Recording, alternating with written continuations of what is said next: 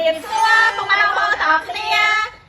ថ្ងៃនេះថ្ងៃសពទៀតបានរយនឹង បាទនឹងត្រូវថតវីដេអូទៀតនេះ ប៉ុន្តែត្រូវថតវីដេអូណាគឺតាក់ទងនឹង content ដែលគេកំពុងតែ trend ឥឡូវហ្នឹងណាអញ្ចឹងឥឡូវនេះគឺខ្ញុំ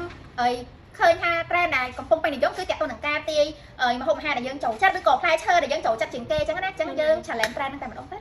ឡូវទាខ្ញុំមុនថាខ្ញុំចូលចិត្តផ្លែអី ឥឡូវចាប់ផ្ដើមពី S03 មុនហ្នឹងឯង ខ្ញុំចូលចិត្តផ្លែនេះដែលខ្ញុំចូលចិត្តញ៉ាំជាងគេ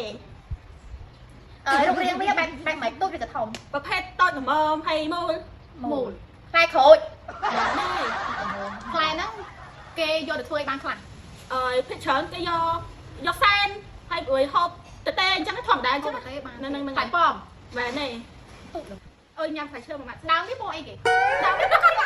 អត់ជាតិធម្មតា ពេលវាដើមវាបាច់មេសាខាច្រើននោះក៏ដើមដុំធំអី សាខាឥឡូវញ៉ាំផ្លែឈើទឹកនេះមកដើមដើមគិតចេញអញ តែឡា មែនទេតែត្រូវមកផ្លែហ្នឹងរបៀបថាពេលដែលខ្ញុំហូបទៅវាផ្អែមវាផ្អែម អាយទៀតមកពណ៌ទៅពីពណ៌ ឥឡូវអត់ចិត្តនៅ ផ្លែ AI ហ្នឹងផ្លែមកពីមកពីណាគេយកសែង nó hay một chu nè អាឡឹកទីហើយហ្នឹង sao bây giờយកខំទៅវាស្រួយá ចំស្អីគេតែតបែកតបែកណាគេយកសែងអូយ ôi tao bài អូអត់ដឹងផ្លែជេជេ ở trên ជេមែន ở trên đấy ទៅđây អស់ហើយ ផ្លែnó cứ chiaផ្លែតលក់ អូយផ្លែទម្លាប់ ផ្លែតលក់ហ៎ ផ្លែទម្លាប់ជួយអូលឿងអើយ ដល់ហើយ ចាំបានចាប់ផនចម្លែក ជិះផន ផ្លែរបស់ខ្ញុំផ្លែដែលខ្ញុំចូលចិត្តនោះនេះលើនេះ ប្រភេទមូលឬក៏ជាកោមកោម ផ្លែហ្នឹងបើយើងគិតជាផ្លែហ្នឹងប្រភេទផ្លែវាមួយឯងមួយប៉ុណ្ណឹងមួយហើយរបៀបផ្លែវាឆ្ដួចប៉ុណ្ណឹងវាលាយគ្នា ជូរក្បែម ផ្លែហ្នឹងដោយរសជាតិដែលយើងហូបពេលខ្លះផ្អែមពេលខ្លះមានដោយប៉ះជូរហូប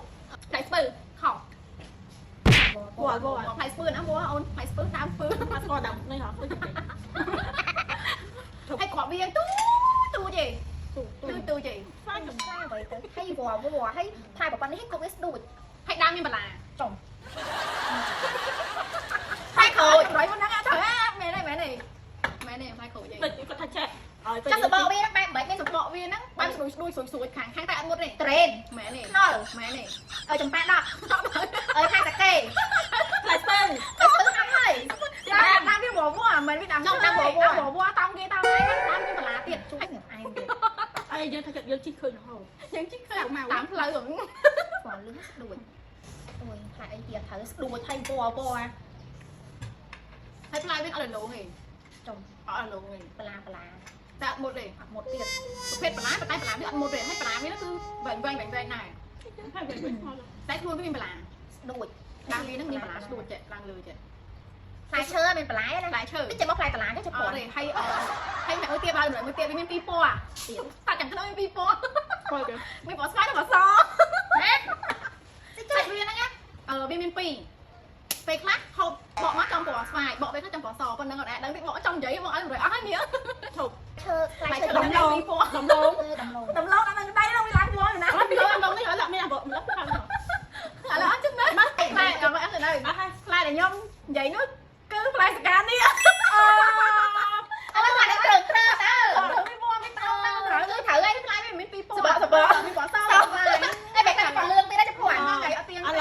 នេះអេសុំមួយតផ្លែឈើណាទៅ ផ្លែសមូលចូលចិត្តញ៉ាំផ្លែឈើផ្លែអីផ្លែឈើដែលខ្ញុំចូលចិត្តញ៉ាំជាងគេនេះ ពណ៌អីគេ ពណ៌វាមែនហ្នឹងអូយផ្លែឈើខ្ញុំចូលចិត្តញ៉ាំច្រើនចឹងយកតែមួយមកពណ៌អីគេ សបកវាពណ៌រៀងក្រហមការឈូកការឈូកក្រហមការឈូករ សជាតិមិន ស្រួយជូអែម អីគេថតទូក្រុមមួយផ្លែប៉ែ no ផ្លែប៉ែអូមែនទេចឹងផ្លែចឹងស្រួយផ្លែប៉ោមឥ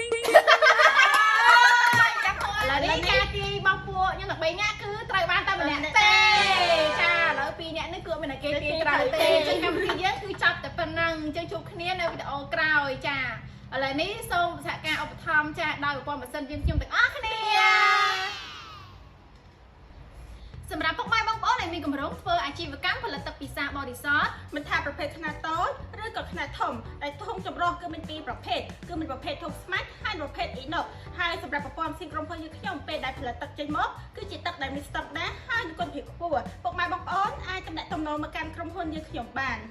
សម្រាប់ក្រុមហ៊ុនយើងខ្ញុំគឺយើងមានក្រុមការងារបច្ចេកទេសដែលមានជំនាញច្បាស់លាស់ក្នុងការដំឡើងនិងរៀបចំប្រព័ន្ធម៉ាស៊ីនផលិតទឹកពិសាបរិសុទ្ធជូនដល់ពុកម៉ែបងប្អូនទាំងអស់គ្នាផងដែរចា៎ដូច្នេះបើសិនជាពុកម៉ែបងប្អូនមានសំណួរនិងចម្ងល់ពាក់ព័ន្ធជាមួយនឹងការធ្វើអាជីវកម្មផលិតទឹកពិសាបរិសុទ្ធពុកម៉ែបងប្អូនអាចឆាតចូល Page ឬក៏ខលតាក់ទងតាមលេខទូរស័ព្ទខាងលើបានសូមអរគុណសូមជម្រាបលា